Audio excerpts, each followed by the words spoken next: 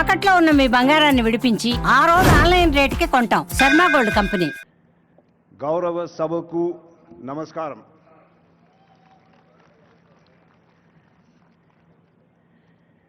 Now, I'm sure many of you here today have at some point in your lives experienced a moment when suddenly the horizon of possibilities opened up in front of you. And I believe that nations and states also experience such moments. And as I stand before you here today, I can say with absolute conviction that Telangana is at precisely such a pivotal juncture in its journey. We are all here in Hyderabad today when a bold manifesto for the future is about to be launched.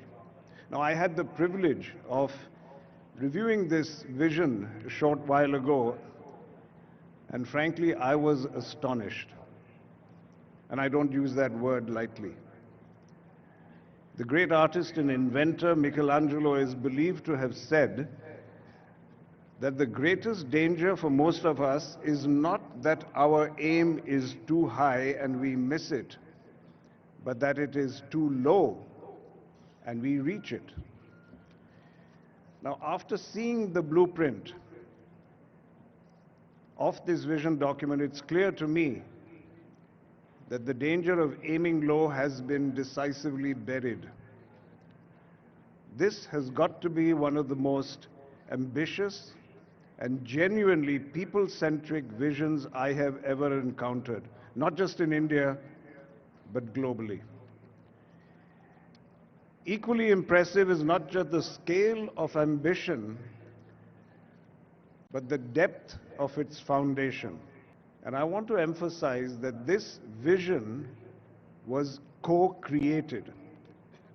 And I repeat, it was co-created. It was not written in isolation, but it was shaped by an extensive consultation with the citizens of Telangana and with experts in chosen fields, by understanding their needs, their aspirations, and their hopes.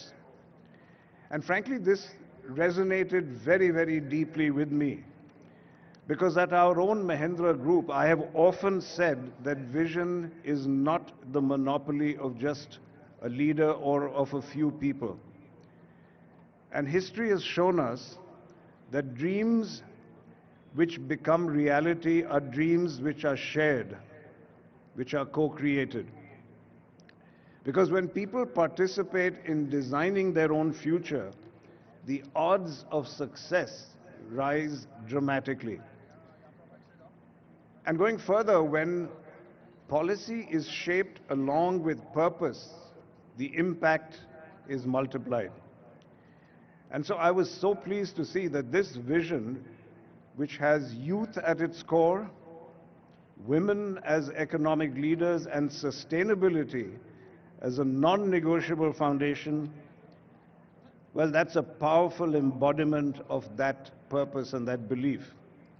So I want to compliment you, Chief Minister, and to your entire team for following this very inspiring process.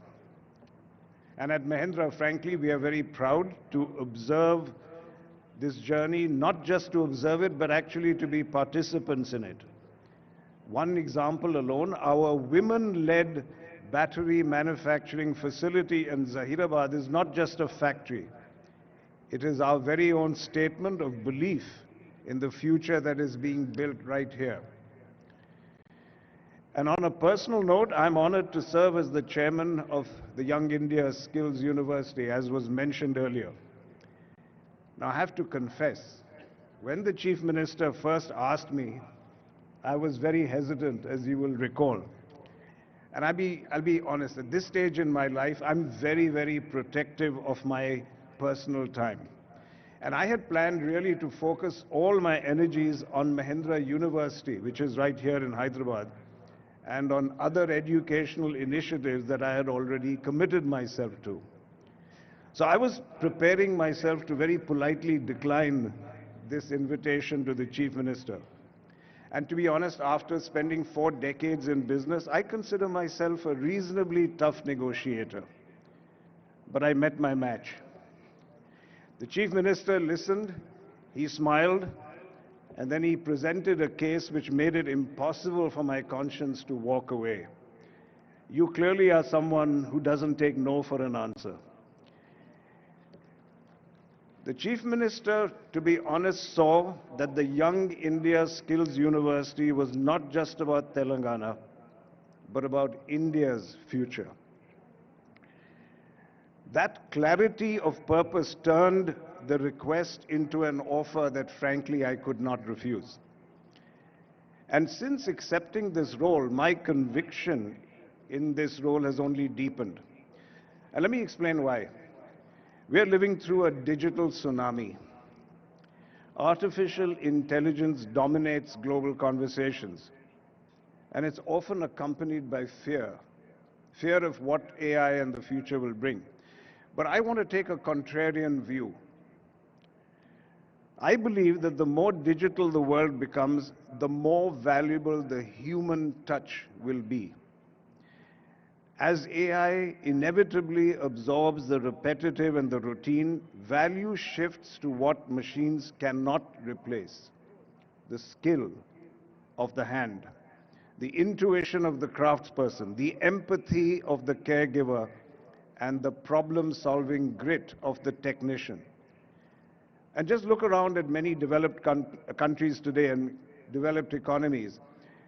Their challenge is not a lack of capital or technology. It is really the hollowing out of skilled real-world talent. They have a surplus of managers, but they have a shortage of makers. Nations are built not only on the cloud, but firmly on the ground. And happily, Telangana is choosing a different path. Through this Young India Skills University, we are asserting that blue collar is the new gold collar. We are preparing a workforce that is not threatened by AI, but which is going to be indispensable despite AI. And to help shape such a generation, one that can serve India and a world hungry for skill, well, that's a privilege that I rank amongst my highest. So thank you, Chief Minister, for making me part of that mission